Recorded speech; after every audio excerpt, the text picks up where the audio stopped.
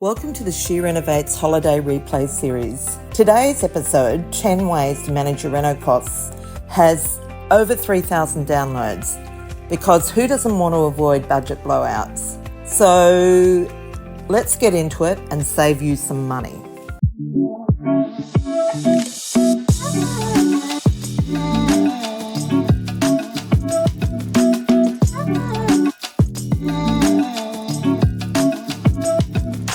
She Renovates podcast is sponsored by the School of Renovating's Wonder Women Renovators program. It is the ultimate mastermind for entrepreneurial women ready to turn their passion for renovating into a six-figure income. In 2024, we're on a mission to generate $4 million in profit collectively, and we're taking 40 incredible women with us to their first $100,000 renovation profit. How we'll do that is initially through a power planning session to map out your personal pathway to success. We will then follow up with 8 weeks of intensive training to get you up to speed with our signature 100K renovation process. We'll then follow up with weekly project meetings to keep you on track, to support you with direct coaching and also with peer support. You'll have access to exclusive tools, resources, and personal coaching. And then once a quarter, you'll meet for a boardroom where we'll sharpen your axe. This isn't just a program, it's a life-changing opportunity to build wealth, gain confidence, and create the future you deserve. If you're ready to be one of the 40 women making $100,000 in profit in 2024, don't wait. Visit www.theschoolofrenovating.com/wonder-women, that's plural, to explore whether this program might be suitable for you. Let's renovate your future and make your first 100K a reality. Organisation is one of your best tools for managing your costs. You want to allow enough time to be able to source your labour and materials, because if you try to do that under pressure, you don't have the time to compare prices, to negotiate prices, and to really, brief your trades to do the job. You're listening to the She Renovates podcast. You're listening to She Renovates, the podcast for women who want to renovate to create an income and a life they love.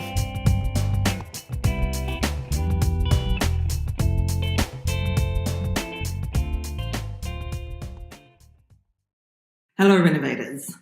Regardless of whether you're renovating your family home, an investment property, or a flip, managing the costs is critical. And in this episode, I'm going to share with you 10 ways in which you can contain your renovation costs. I've also created a little ebook that covers this topic, and you can download a copy of that with the show notes. Okay, so let's get into it. So there are 3 types of costs with your renovation: the holding costs, the labour costs, and the material costs. So I'm not going to talk about holding costs, I'm mainly talking about labour and material. And while labour does form the largest component, you really want to be able to manage both and keep them to a minimum without compromising the outcome. And that's really important, because you need to be able to produce a quality product and do it for the best price possible. Basically, we talk about producing champagne on a Prosecco budget. And the first thing that I want to share with you is that you need to be super organised. Organisation is one of your best tools for managing your costs.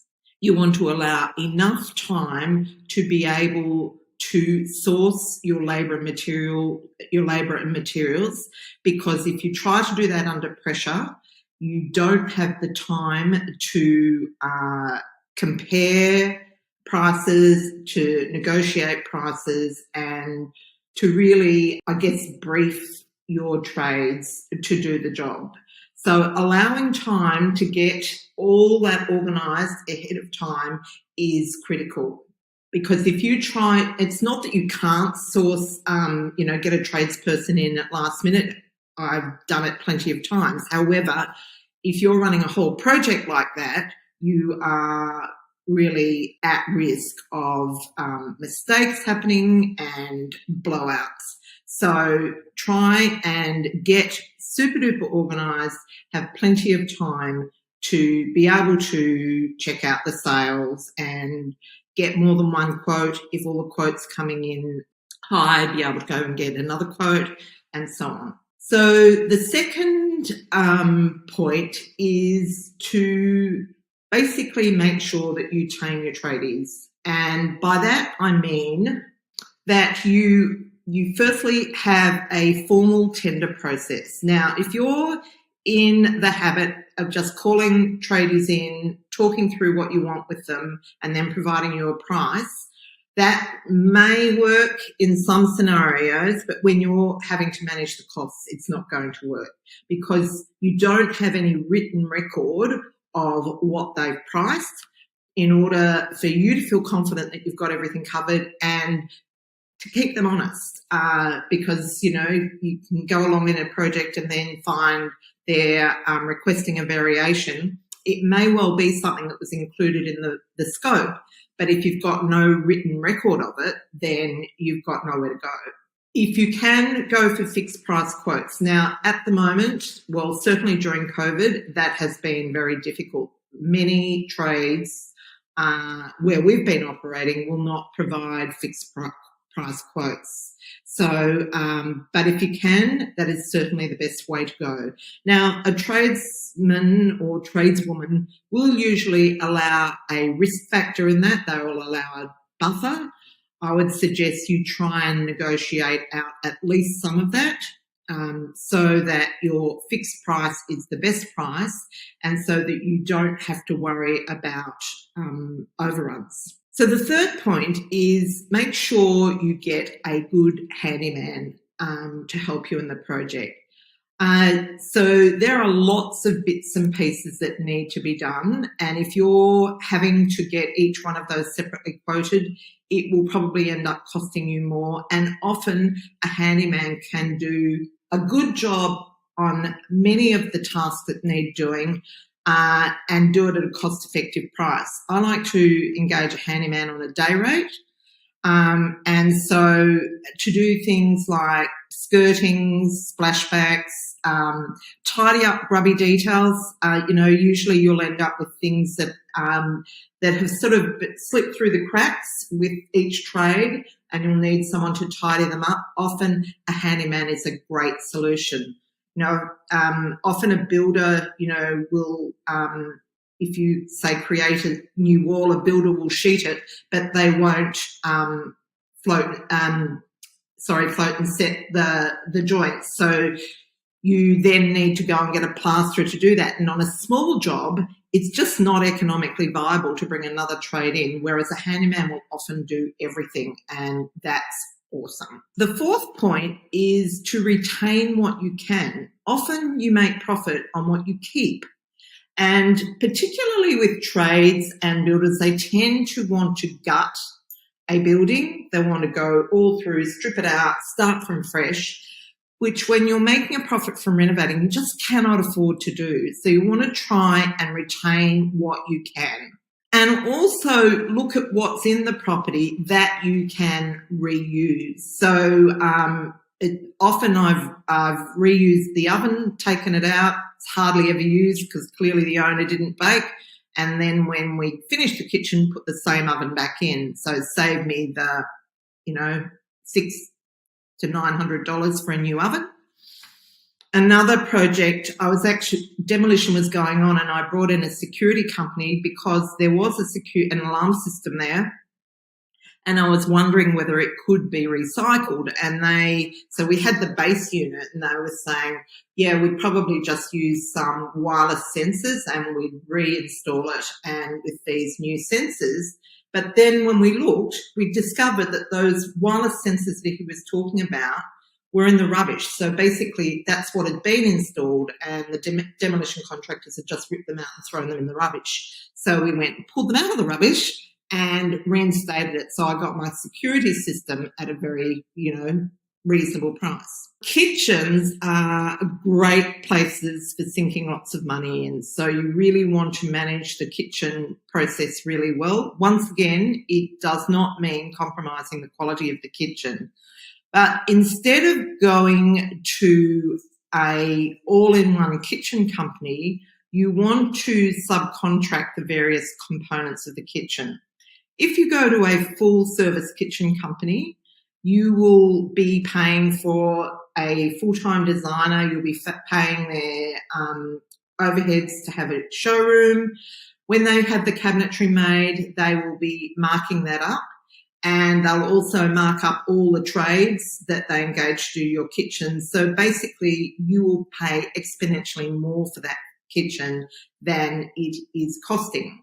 So what you can do is actually source those various components, the cabinet maker, the plumber, the electrician yourself, and so that you basically get the wholesale price of your kitchen. The other, benefit going directly to the cabinet maker rather than going through a kitchen company is that things like, we love to have lovely big white drawers, whereas if you order it through a company like that, you'll find that they will be really expensive, whereas there's no real reason why a wider drawer should be that much more expensive, because it's the same amount of labour that goes into making it, just a bit more material, where you can get those luxury proportions at a reasonable price just by going directly to the cabinet maker.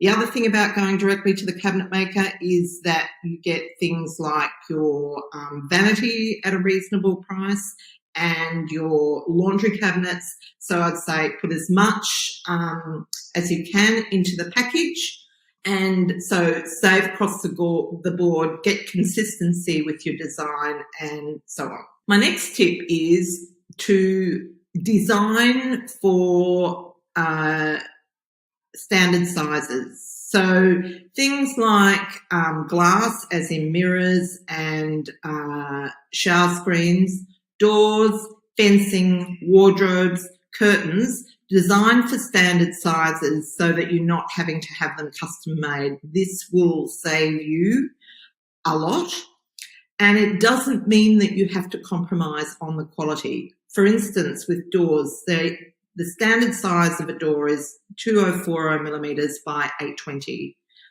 but there's a second size that's not quite as common but still available, is 2340 by 820, 920, whatever, quite a few widths that you can source if you're wanting a taller door. So you can still get that luxury look, but without going to custom. So the next point I want to make is build up a repertoire of Reno hacks. Now, one of our Renos, I actually wrote a little ebook and enlisted in it 55 Reno hacks, in order to get that champagne on a Prosecco budget look. And so I'll include a link to that download in with the show notes as well, so that now that we've got two things that you need to download, the ebook that covers these 10 points plus the 55 Reno hacks. And so some things like I like to hang curtains from the ceiling. So what this does is gives you a luxurious long look where you don't see the head. So when you have a rail or a curtain rail or track against a wall, when the curtains are back, you see the track and it looks tacky. But if you hang them from the ceiling, it's a much better look. But of course, you need to know where you can get curtains that are long enough to hang from floor to ceiling, particularly if you have high ceilings. So in the project we've just finished, we've got 2,800 millimetre ceiling heights. We've hung our curtains from the ceiling. We bought S-folds from Freedom. and I'll share a picture in the show notes. Another hack, in another project, we had a small nook, wanted to create a desk there, but wanted to tie it in with the kitchen. So I had the desk built out of stud work, so 90 by 45 pine, and then clad it with the kitchen cabinetry material so that it looked like a big chunky wooden desk out of the same timber as the kitchen doors, when in reality it wasn't. So little hacks like that really help you get that great look without blowing your budget. The next point is flat pack, using flat pack. So in regards to kitchen, if you find the right cabinet maker, often flat pack won't be overly much cheaper than going directly to the cabinet maker, but you need to find the right cabinet maker. But what it does save you is time. And it also provides options for other areas where you might want to do a feature. So with flat packs, and not all flat pack, but certainly with IKEA, you can go directly to the store and pick up the flat pack, take it home and install it that day. Whereas with the cabinet maker, you're going to have to wait at least 3 weeks to put it in. Now, I've done a whole episode on installing flat pack so it doesn't look like a flat pack. So if you've not listened to that, please go back and listen to it. But the other things like flat pack wardrobes, they can be a big budget saver. And also you can make some features. So one of the things I did in one project was create window boxes from flat pack. So we had high cabinets either side, and then we had drawers along the front under the window, and then put a cushion on top of those drawers, and we created a window seat. So you're only limited by your imagination. The next one is source products from other places, such as from renovation auctions and Facebook Marketplace. That I've sourced lots of particularly statement light fittings, job lots of tiles, floor coverings, carpet.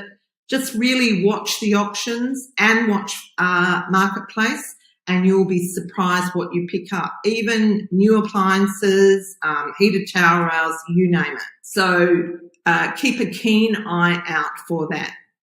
And the last point is to upcycle or recycle. Now, this is a really interesting tactic for kitchens in particular. Now, one of our students recently bought a magnificent Hamptons kitchen for $500, complete with 60mm marble, and was able to put a spectacular kitchen in her project. Obviously, there are other costs. Obviously, that you've got to have it transported and installed, and sometimes the stone gets damaged, so you might have to have it repaired. But it can save you an enormous amount of money. But the thing is, if you're going to go for an upcycled kitchen, you need to plan the configuration of your kitchen around it, because you're not getting the kitchen custom made. The cabinets custom made to suit your kitchen. You're custom making your kitchen to suit the cabinets. So that can have a few challenges, but definitely worth doing. So in the download that I've created for you, I've also added a case study of a project where a lot of these cost-saving tips were implemented to create a spectacularly high profit margin and a beautiful renovation as well. Okay, that's it from me today. Take care, and I'll see you next week. That's it for the 10 ways to manage your reno costs. If you love this, please subscribe and share it, and have a wonderful break. And I'll catch up with you in the next episode.